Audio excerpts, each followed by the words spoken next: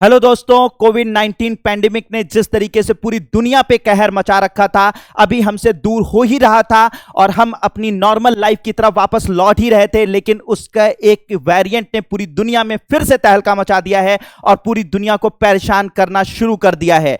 और अभी इंडिया में भी उसकी धमक आ चुकी है। इंडिया में भी उसके कई केसेस देखे जाने शुरू हुए हैं। तो आखिर ये वेरिएंट है क्या, कैसे ये फैला और साथ ही साथ इसके क्या हमें प्रिकॉशन लेने की जरूरत है, क्या इसके सिम्टम्स होते हैं और किस तरीके से ये इंडिया में फैल सकता है, क्या इंडिया में लॉकडाउन इसकी वजह से लगेगा या नहीं लगेगा, इन सारी चीजों पर हम लोग बात करेंगे इस वीडियो के अंदर। ये वीडियो आपके एग्जामिनेशन पॉइंट ऑफ व्यू से भी इंपॉर्टेंट है और आपकी जिंदगी के पॉइंट ऑफ व्यू से भी इंपॉर्टेंट है, इसलिए एक एक चीज को आप बहुत अच्छे से देखिएगा। तो हम लोग सबसे पहले देखते हैं कि कौन सा ऐसा वेरिएंट है जो ये इस वक्त पूरी दुनिया में फैल रहा है। तो इसका जो वेरिएंट है वो BF.7 है, सब वेरिएंट है ओमिक्रॉन का। देखिए, बहुत तरीके के कोरोना वायरस थे, डेल्टा था, ठीक है, डेल्टा था, लैम्डा था, उसी तरीके से एक ओमिक्रॉन था जिसके बारे में आप लोगों ने सुन रखा होगा। तो उसी ओमिक्रॉन का BF.7 सब वेरिएंट है जो इस वक्त पूरी दुनिया में तहलका मचा रहा है, पूरी दुनिया में फैल रहा है।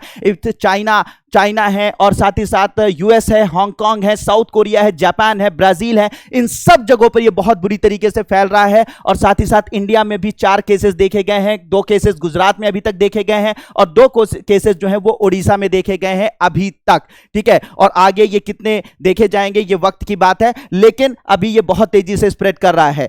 अगर हम लोग ओमिक्रॉन की बात करें तो ओमिक्रॉन के, सिर्फ ओमिक्रॉन के, देखिए कोरोना वायरस के बहुत सारे वेरिएंट हैं, बहुत सारे टाइप हैं, लेकिन सिर्फ ओमिक्रॉन के 500 सब वेरिएंट पूरी दुनिया में मौजूद हैं। 500 सब वेरिएंट मौजूद हैं पूरी दुनिया के अंदर। अब ये वेरिएंट क्या होते हैं अभी आगे हम लोग समझेंगे, ठीक है। तो BF.7 जो है वो नेम है, इसका जो फुल नेम है BF.7 का वो है BA.5.2.1.7, ठीक है, और इसका फुल नेम है, और लेकिन इसको शॉर्ट में हम लोग BF.7 कहते हैं। और साथ ही साथ ये BA.5 का ही एक इवॉल्व वर्जन है, यानी कि BF.5 एक सब वेरिएंट था, उसी का इवॉल्व वर्जन जो है वो BF.7 है। इसकी R नॉट वैल्यू जो है, R नॉट वैल्यू का मतलब ये होता है कि अगर एक इंसान को इंफेक्शन हो जाता है तो वो कितने लोगों को इंफेक्शन फैला सकता है, ये R नॉट वैल्यू बताती है। तो इसकी R नॉट वैल्यू जरा गौर करिए कि 10 to 18.6 है,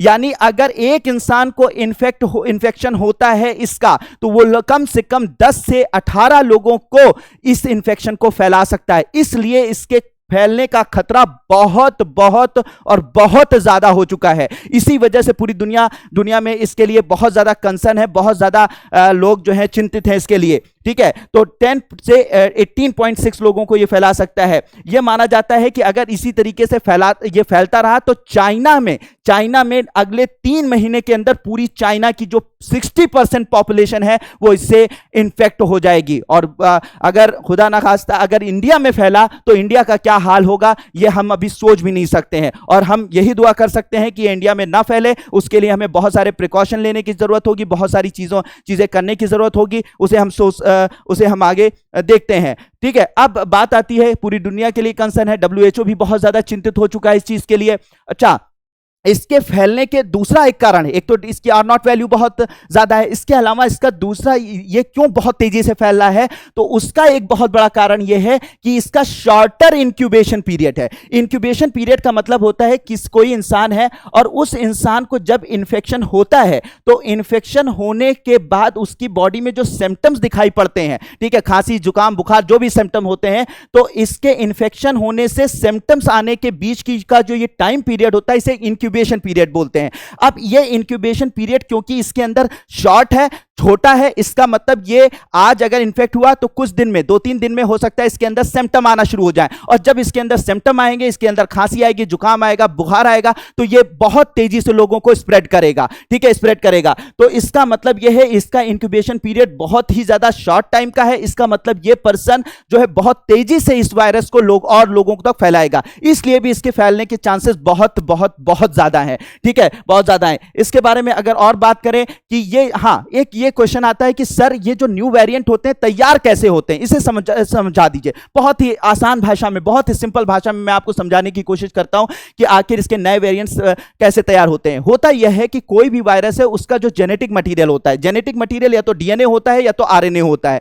तो इसके अंदर जो जेनेटिक मटेरियल है वो आरएनए है। तो जब कभी भी कोरोना वायरस अपने अपने न्यू जनरेशन पैदा करता है, यानी अगर सिंपल भाषा में बात करें अपने बच्चे पैदा करता है, तो अपने पूरे जेनेटिक मटेरियल को रेप्लिकेट करता है, उसकी फोटो कॉपी तैयार करता है, नेक्स्ट जनरेशन में अपनी फोटो कॉपी जो है वो ट्रांसफर करता है, अपने जेनेटिक मटेरियल की फोटो कॉपी नेक्स्ट जनरेशन में ट्रांसफर करता है। लेकिन कभी कभी इस जेनेटिक मटेरियल यानी जो इसका आरएनए है वो एग्जैक्ट वैसी फोटो कॉपी नहीं तैयार हो पाती है नेक्स्ट जनरेशन में, बल्कि उससे थोड़ा सा डिफरेंट फोटो कॉपी तैयार हो जाती है, उससे डिफरेंट जेनेटिक मटेरियल तैयार हो जाता है। जब डिफरेंट जेनेटिक मटेरियल तैयार हो जाता है, यानी कि जो पेरेंट का था और जो इसकी नेक्स्ट जनरेशन थी उसमें जो है जेनेटिक मटेरियल में डिफरेंस आ जाता है, यानी इसके आरएनए में यानी पेरेंट आरएनए में और इसका जो बच्चा है उसके आरएनए में जो डिफरेंस आ जाता है, तो इसको बोलते हैं म्यूटेशन। इसे कहा जाता है mutation, sudden changes in sudden and permanent changes in the genetic material, उसे क्या बोलते हैं म्यूटेशन। तो मान लीजिए कि ये वायरस है और इस वायरस ने जो नेक्स्ट जनरेशन का वायरस तैयार किया उसके जेनेटिक मटेरियल में डिफरेंस आ गया, तो इस तरीके का जो ये नया वायरस तैयार होता है जिसका जेनेटिक मटेरियल अपने पेरेंट जेनेटिक मटेरियल से अलग होता है, इसे हम लोग बोलते हैं वेरिएंट कहते हैं, इसे वेरिएंट कहा जाता है। अब यही वेरिएंट फिर से म्यूटेशन करेगा, फिर से सडन चेंजेस इसके अंदर, जब जेनेटिक मटेरियल में चेंजेस होंगे तो क्या होगा, ऐसे लगातार जब ये बहुत बार कई बार म्यूटेशन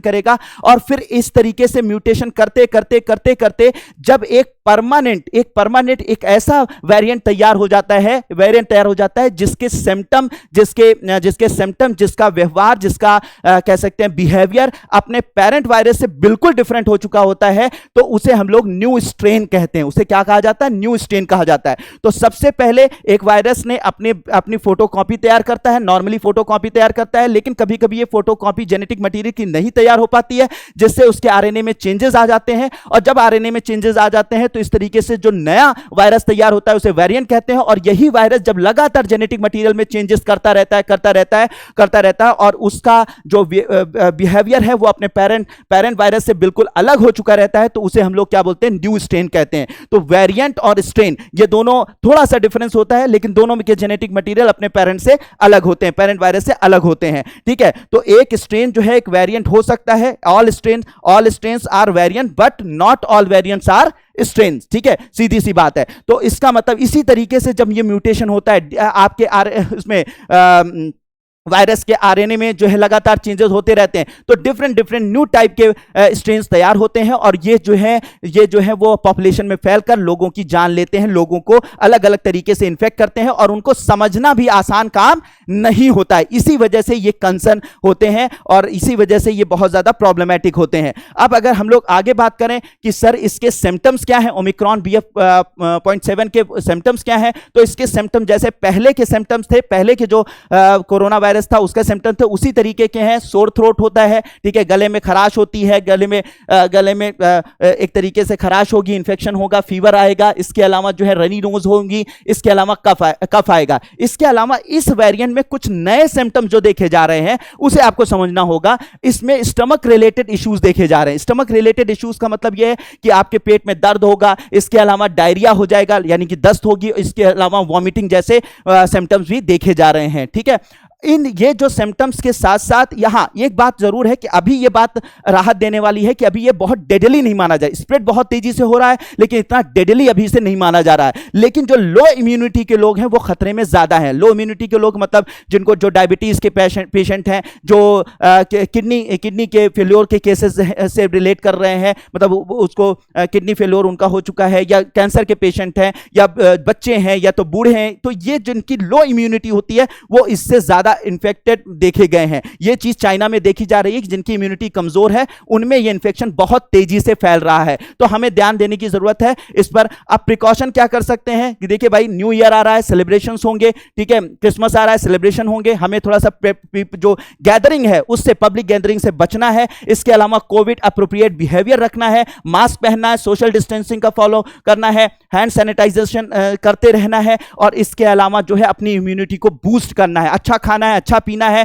ठीक है, कोशिश करना है कि घर के अंदर रहना है। इसके अलावा जो है वो जब पब्लिक प्लेस में जाएं तो अपने जो भी प्रिकॉशन होते हैं वो लेते रहना है, और साथ ही साथ अपनी स्लीप साइकिल को भी बेहतर करके रखना है, जिससे हमारी इम्यूनिटी बेहतर बनी रहे, ठीक है। इसके अलावा अभी इंडिया में जो किया जा रहा है, इसके लिए इंडिया में हमारे जो ऑनरेबल मिनिस्टर हैं, हेल्थ मिनिस्टर हैं, उन्होंने सारे लोगों को, सारे स्टेट्स को गाइडलाइन जारी कर दी है कि जो लोग भी इंटरनेशनल ट्रैवल करके आ रहे हैं उनका प्रॉपर टेस्ट किया जाए, ठीक है, प्रॉपर उनको अगर उनके अंदर कोई सिम्टम देखे जाते हैं उन्हें आइसोलेट किया जाए। ये सारे जो है उन्होंने ये गाइडलाइन जारी कर दी हैं। इसके अलावा जो एडिशनल चीफ सेक्रेटरी हैं हेल्थ के, मनोज अग्रवाल साहब, उन्होंने कहा है कि सेंट्रल गवर्नमेंट स्क्रीनिंग भी कर रही है, ठीक है, स्क्रीनिंग भी कर रही है, और साथ ही साथ जितने भी लोग इन्फेक्टेड हो रहे हैं वो किस वायरस से इन्फेक्ट हो रहे हैं, तो उनकी जीनोम सीक्वेंसिंग भी करा रही है, जिससे ये पता चल सके कि आखिर कौन सा वेरिएंट जो है भारत में फैल रहा है और भारत में अभी कितना फैल रहा है। इस बारे में पता कैसे होता है, जीनोम सीक्वेंसिंग होता है, यानी कि जो वायरस इन्फेक्ट करता है,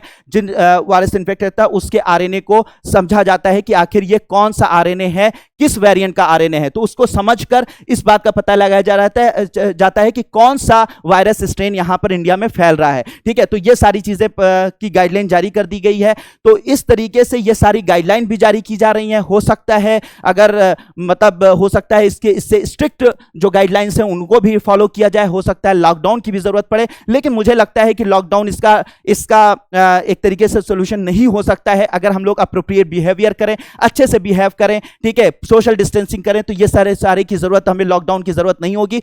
आपका क्या विचार है, आपके क्या जो है वो आपका क्या कहना है कि लॉकडाउन लगना चाहिए कि नहीं लगना चाहिए, और क्या करना चाहिए ऐसी कंडीशन में, इसे कमेंट बॉक्स में जरूर बताएं। कमेंट बॉक्स में इसके बारे में जरूर बताएं कि क्या करना चाहिए, कैसे करना चाहिए, और इस इंफॉर्मेशन को ज्यादा से ज्यादा लोगों तक शेयर करें कि जिससे ज्यादा से ज्यादा लोगों तक इंफॉर्मेशन पहुंचे, लोग प्रिकॉशन लें, और इस तरीके की जो डिसीज है ये डेडली जो डिसीज ये फैल रही है उससे हम लोग बच सकें। तो बस लास्ट में यही कहूंगा कि India stay home, protect yourself and others from कोविड-19, और अपने खुद भी स्वस्थ रहें, दूसरों को भी स्वस्थ रखें। और साथ ही साथ ये वीडियो आपको कैसे लगा, ये इंफॉर्मेटिव लगा या कैसा लगा, इसको कमेंट बॉक्स में जरूर बताएं, ठीक है। और आगे के बहुत सारे इस तरीके के वीडियोस मैं आपको लोगों के लिए लाता रहूंगा। Thank you so much, may God bless you all.